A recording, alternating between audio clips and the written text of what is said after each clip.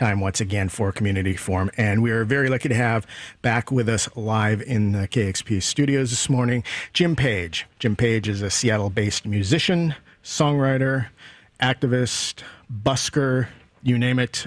He's he's it. So, Jim, thanks again for coming in and spending time with us. Oh, I'm glad to be here, I'll tell you. All right, so you are amongst your very busy schedule. You have a special set of gigs this summer that is with the Parks Department, and it involves like a sing-along and people bringing their instruments to play along. Can you talk about that? Yeah, it's very, very cool, actually. What we did was we got a grant from the city, from the Office of Arts and Culture, who had partnered with the Parks Department to do these things. And we proposed doing this series of little events. There's 4 of them in which people would teach songs, sing songs, and invite people to come along and jam on them and play. I mean, there's so many people that would if they could, or would if they had the opportunity, but they don't have the opportunity. And there are all these parks out there that people are not gathering and doing music in. I've been jealous for years of what happened in Washington Square Park back in the I guess it was late 50s on into the 60s, when they had those big folk song things, in New York City. It's like every day, I think, practically, maybe especially on Sunday. But anyway, I'm making a mountain out of a molehill. The point is, there are 4 of these. I did the first one, and I sang, I had a little repertoire of songs, maybe 8 songs or something, and people brought guitars, ukuleles, and they just came and they sat. Some people didn't participate, but they were there. Others sang along. I handed out lyric sheets, the chords on them. People could, I'd sing the song, then we would practice the chords so they got in the right place. So we basically had a group sing. And in between doing that, I would ask, this is just what I did, I would ask people if anyone had a song that they wanted to do, and some people did and other people didn't. So it became this community thing. It was a blast. I didn't know what to expect, but it was great. I really had a blast doing it, and everybody else enjoyed it too. So that was the first one.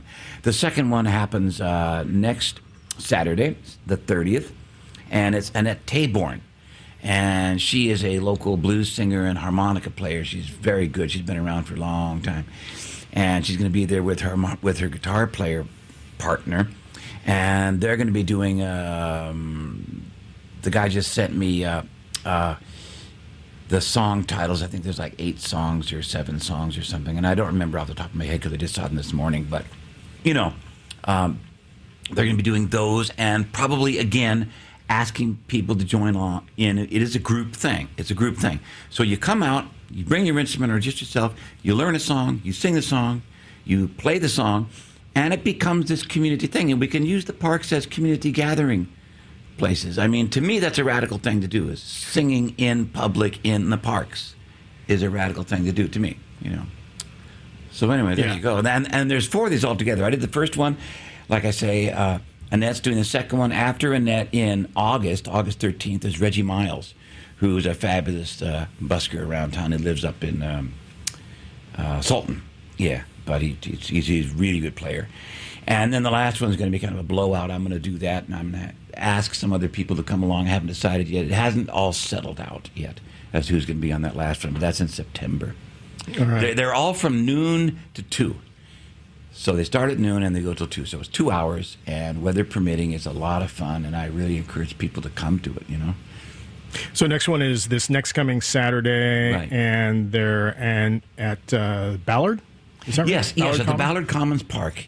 Yeah, dummy me. Yes, Ballard Commons Park, which is right there near the library in Ballard. It's 22nd Avenue and 57th Street.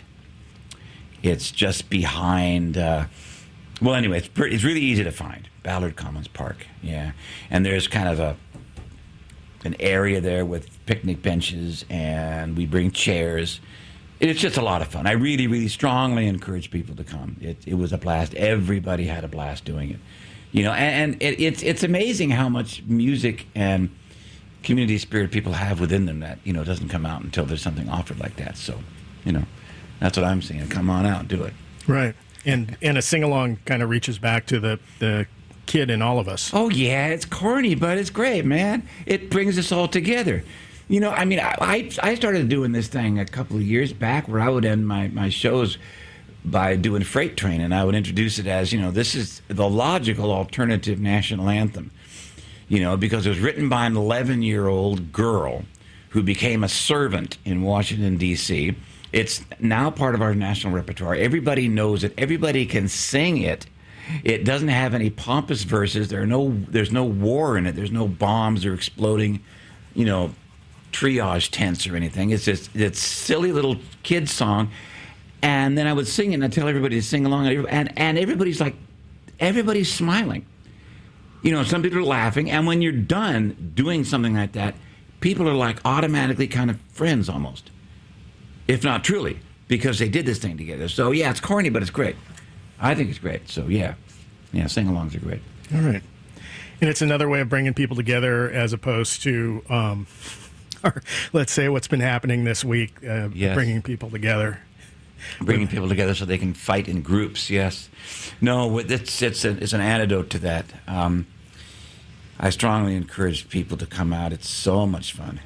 I had a blast doing it, and Annette is a teacher, and I mean, part of her life is a blues singer, part of her life is a teacher. She ran the Blues in the Schools program, or was one of the people that ran it for like 10 years or something, up on the North End.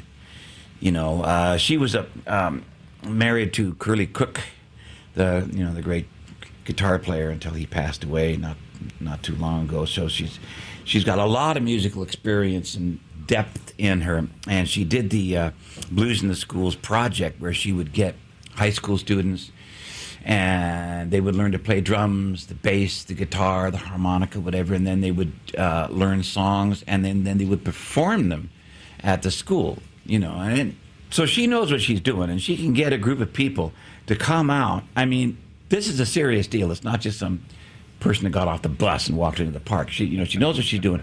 Come on out. You'll learn the songs. You'll see how they're done, not only properly, but in an open sort of a sense so that you can come in. You know, nobody has to be somebody else. That's the whole thing about the blues or song in general, is that you be yourself. You don't be somebody else. You don't pretend to be somebody else. You know, you be yourself.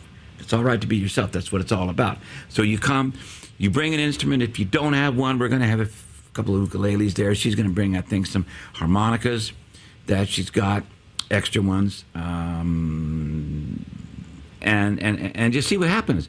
You know, and prepare to have a good time and to learn something. You know, you walk away with a song that you can sing. You know, All right. what's better than that? I'm not sure there is anything better than I don't that. think so either. And speaking of being yourself and walking away with a song, not yet though. Got you for at least 20 more minutes. How about a song? God, we're running out of time already. It's almost 7:40. Is that true? That clock is true. I don't. Okay, No okay. other clocks count. Okay, then I'm going to do this. At KEXP.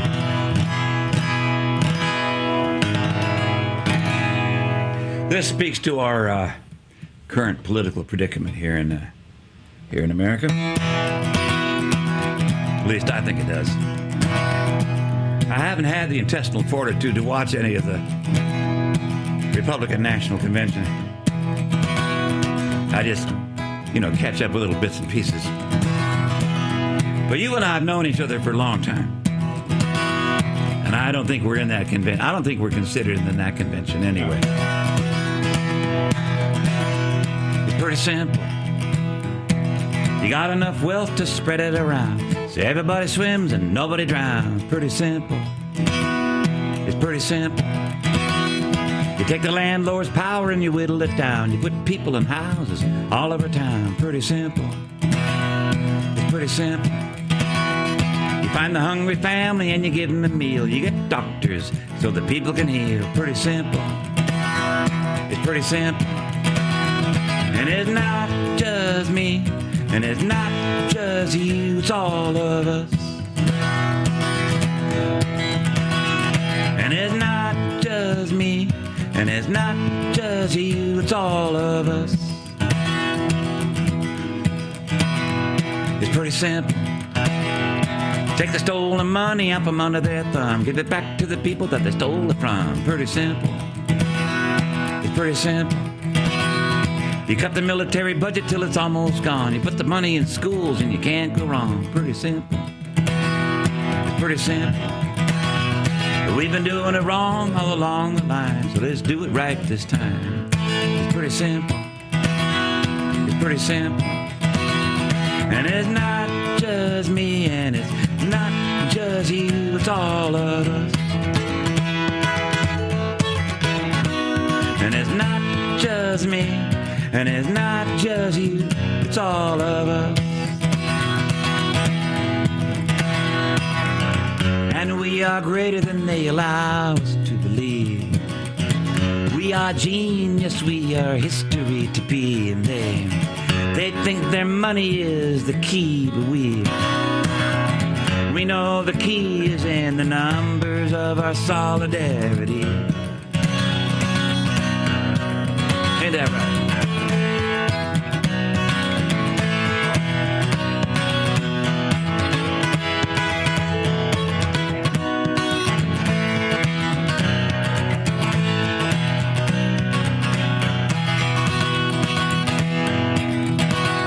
It's pretty simple.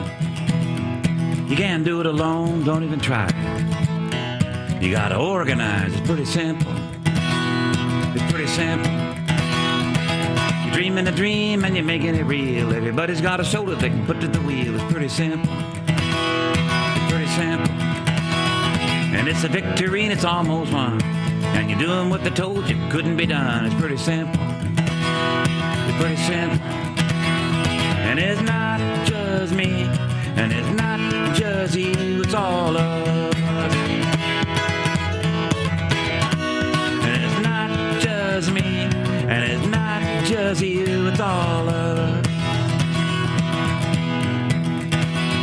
And it's not just me, and it's not just you, it's all of us.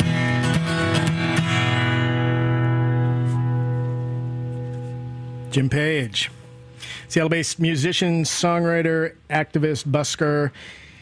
You recently said in an interview that, quote, if I got in front of people and said some of the things I sing about, people would walk out, end quote. Oh, yeah, right. I know those songs are a great and wonderful tool, and that's true what I said.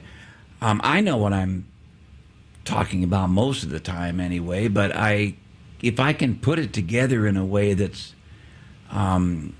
artistically stimulating or interesting or colorful or word plays or the music or something like that, people will actually, they'll give it more consideration than they would if I just came out and said it.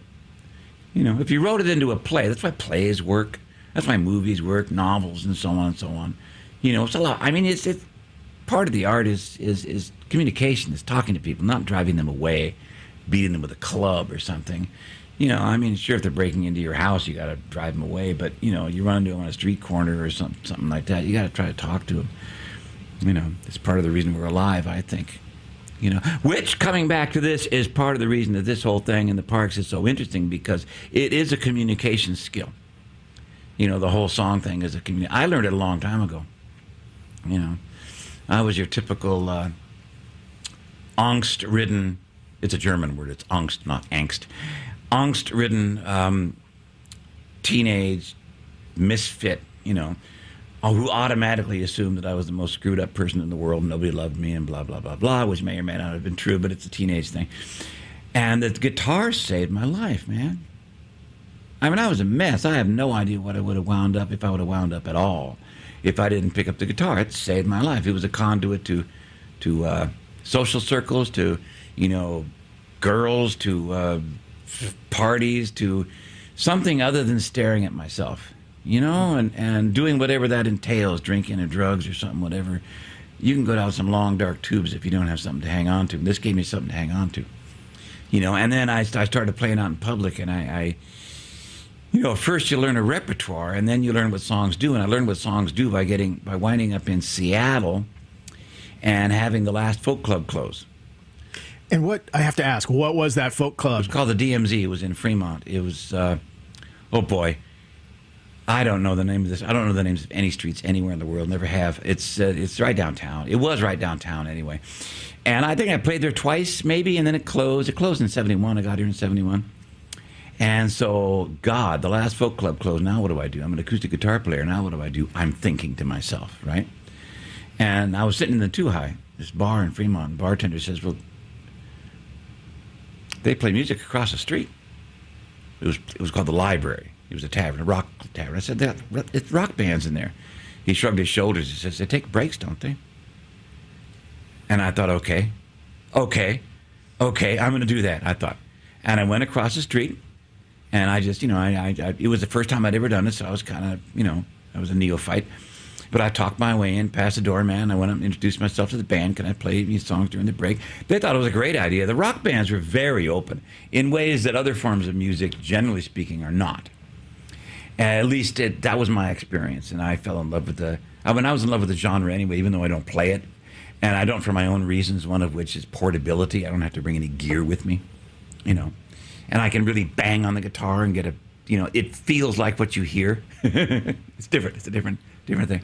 But anyway, that started a whole thing where one thing led to another, and I found out that if you sang about what is concerning people, they will listen to you. And if you don't, well, then you're just another, person out there doing love songs or songs about the weather or something, or, how you feel today. And so now they're going to start judging you on your voice and on your guitar playing. And I'm not a great singer and I'm not a great guitar player, but if I can, I wanted to do songs that would grab you because of the song. And I learned what a song can do if you write about what is on people's minds. So one of the things that I did at my music sing-along thing in the park, getting back to that, last month.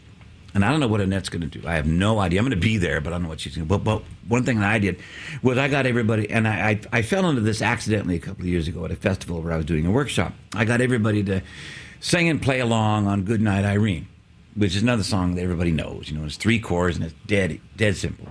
So we're all singing it, and you do the first couple of verses, and then the next time it comes around verse time, I throw it out. Somebody makes something up. And the point is, everybody can do that. You have to do the initial, jump in the cold water things, but dive in the swimming pool. You have to do that, and then you have to not look at yourself. I've seen this many times where people do brilliant. The verse of Goodnight Irene is 4 lines, okay, and they'll do a brilliant 3 lines, and then choke. They choke because they look at what they just said, and how do I make that smart? Don't think. Just go do it. I'm not thinking now when I'm talking to you. You're not thinking when you're talking to me. We think in general terms, and our mouth works, and we follow what we say, and that's how you make up a verse. It's the same thing. Chair rhymes with hair. Speed rhymes with need. Book rhymes with look. Everybody can rhyme something, so you don't think, you just go. And it's a really interesting thing. We came up with some really cool verses, out there. And there were people that didn't do anything, and there were people that sang things that didn't rhyme. That's cool. Whatever you do is cool. You got to start somewhere, but that's how you come up with something. And to me, it's a great instructional tool. You can't build a new culture or a better world if you don't start. There's a great Chinese author named Lu Xun who wrote a story called Waiting for a Genius. I mean, it wasn't really even a story. It was just a little 1-page thing. But it's brilliant, and it's all about how people never get anywhere if they sit around waiting to get smart. Waiting for someone to come along who knows how to do something. Just start. You'll figure it out. I remember when Bernie Sanders was doing his campaign there, and people were saying, he wants to break up the big banks, but he has no plan. And I'm like, you just start. You'll figure it out. Somebody is going to know how to do it. Somebody's going to come to the campaign who knows how banks work better than he does and say, this is what you do, or knows how the law works. A lot of people were following what he did. Somebody in that group knows how to do it. Don't wait. Start now. Anyway, that's the whole point of that. I'm tangential, I know. Oh, God, we got 10 minutes left. What do you want to do, Mike? You were you mentioned 71 you came to Seattle, and in 74 you successfully changed the laws in Seattle, or helped change the laws in Seattle. Can you briefly touch on that and maybe weave in a song? It was a lot of fun to do. I was threatened with arrest for singing on Lower Pike Street in 74 in the mid-afternoon, and it was true. It was illegal everywhere in Seattle except the Pike Street Market, which was a special zone. It's like an historical zone or something. I'm never quite sure how to explain it, but it's a special zone. So they had buttons they would give you, and you could, as long as you were in the market, you were fine. A friend of mine actually got taken to jail for leaving the market and singing like on First Avenue or something, whatever it was. Took him to jail. And it was an old law. Who knows where it came from, but it was on the books, and if the cop felt like he needed an extra something, or he was angry for whatever reason, he'd take it out on you. So there I was, and the guy was taking it out on me, and I thought, okay, well, I don't have time for this nonsense. So I ran down to City Hall, and I started to find out what I could do, because I couldn't get a permit. There were permits available only for so-called blind and disabled people, okay? And I didn't fit the bill, so what do you do? So somebody else said to me, well, why don't you make a summer project of it? That sounds fun. So I thought, good idea. Like the guy saying, they take breaks, don't you? I mean, these aren't my ideas. I just did it, So I went into City Hall, and I went up to the mayor's office, which is the logical thing for a guy like me to do, is go to the mayor's office. You don't start small. You go right. So I walked in, and whoever I talked to laughed at me and said, you don't want to be here. You want to go to the city council. Talk to Randy Revelle. They sent me down there. Randy was in charge of public safety. Okay, so singing on the street is a public safety issue. But Randy was great. He was really, really cool. And he's retired now, and he's living somewhere in town, I think Magnolia, but I'm not sure. But anyway, he's a really nice man, and he was a really good supporter. He took me on, and he arranged for me to have a special permit to play in one of 3 city parks, and one of them was the zoo. It was the Waterfront Park, Freeway Park, and the zoo. None of those places I would ever play in. Absolutely off my radar. But he was going to work with me, so I was going to work with him back. That's how I looked at it, and that's how I do a lot of things. So I played in the zoo. And it was fun. I mean, I made 50 cents on the average, but it was fun, and go in there and play for a while. And then we had a city council meeting. I got the support of Rick Anderson, who was on the PI at the time, Dean Patton, who was on the University of Washington Daily. So I got my support together. I did a lot of public stuff, radio, TV, whatever I could get. And then I had the city council thing. Randy organized an open city council hearing. Okay, so I made up flyers. And I put them all over the windows of places where I played and in the bars where I played and so on. And the flyer said Jim Page live at City Hall. Whatever the date was and whatever the time was. And I put them around. The place packed out. It was fabulous. I treated it like a gig. And I wrote a song for it, and it's not a very good... the song had a good point to make, but I wrote it real fast for the thing, so it didn't last. I don't think I played it more than twice or something. It was called Now's the Time for Talking, because it was 74, and that was Bumbershoot. Bumbershoot. That was Watergate. Bumbershoot, Watergate. That was Watergate, okay? And Watergate was about secrets, okay? And when you're talking in public, you're not having secrets. It's like singing in public in the parks. When you're singing in public, you're not having secrets. When you're talking in public, you're not having secrets. Busking, street singing, singing in the parks, group singing is the opposite of secrets. And I'm not talking, party singing or national anthems or something like that. I'm talking what's on your mind singing. And that's what busking is. It's what's on your mind singing. That's what singing in the parks is. It's on your mind singing. That's the opposite of secrets. So we had this city council meeting. I sang my song, and the council voted unanimously to overturn the old law, so it became part of the city code. So it's legal. So it's the Pike Market still does the permit thing because they're their own special area.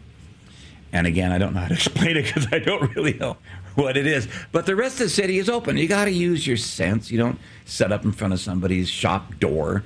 You don't set up right next to someone else who's already going. All this kind of stuff. It's just common sense, manners kind of stuff. And then you're fine, And that law was exported to, did other cities pick up on that? Well, you can't export a city law. You can get inspired by it and do something else. Probably. I know they did something in Boston. There's a guy named Stephen Baird, I think, who did something about... Yeah, there's cities where it's legal, cities where it's illegal. It's a hard thing to... It's a complicated issue. Right. But yeah, I mean, busking is international. It's all over the world. Yeah. All right. So we got about just under 4 minutes left. Okay. We could pick one more tune, share with us. Well, you wanted me to do this. It's true. Yeah, you did. See if I can do it.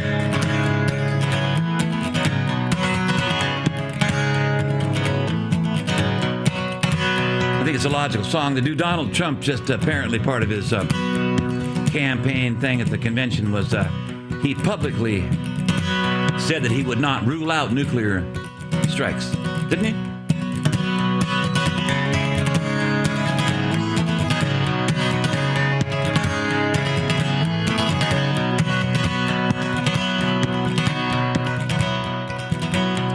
They dropped the bomb in 45 to end the World War. No one had ever seen such a terrible sight before, and the world watched with eyes wide to see where it would lead as the politics of power passed around the seat. It was a time to remember that we never can forget they were playing Hiroshima, Nagasaki, Russian roulette.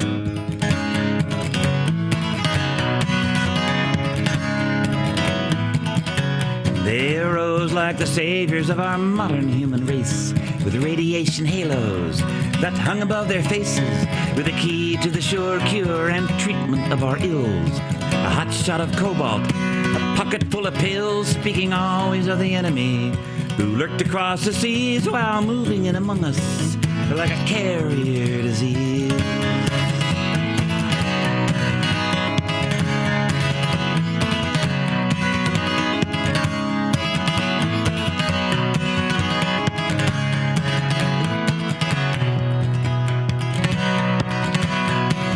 Inside the bunkers of the concrete and lead, Einstein's disciples, working steadily ahead, building heavy metal power plants to fire the city lights, and all you hear is the underground humming in the night, and the walls of tight security circle all around, where they spill out all the poison and they bury it in the ground.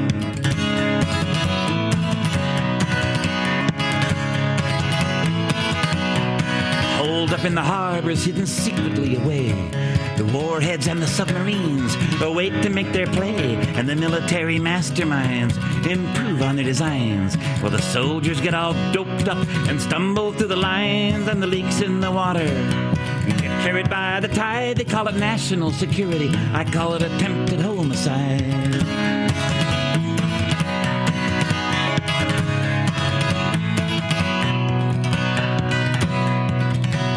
Who brought the deaths of millions, for it was their stock in trade, are afflicted with the fallout that they themselves have made. They have sealed their own inevitable doom, and it will surely come. And not even the moons of Jupiter will be far enough away to run when the world that they've assaulted begins to turn around, and the unavoidable gravity pulls them to the ground. Governors and statesmen on congressional pay, quick to please the hand that feeds, careful what they say. They call out experts to assure us and to wave the magic wands. This is the power of the future, and the future marches on, and they gather up their favors and political gains, while the spills fill the rivers and settle in the plain.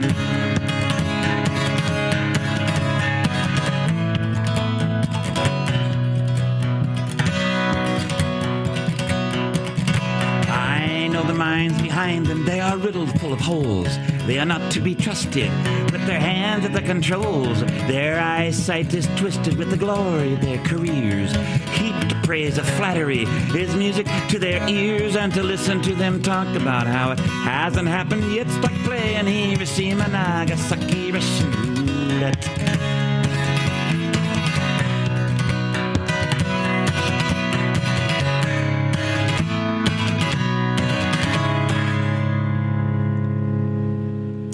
Jim Page, Seattle-based musician, songwriter, and activist, and the leading front person for the Jim Page and Friends Music and Jam Sing-Along coming up this next weekend, continuing this next weekend, next Saturday, July 30th. Continue with the net Taborn. At Ballard Commons Park.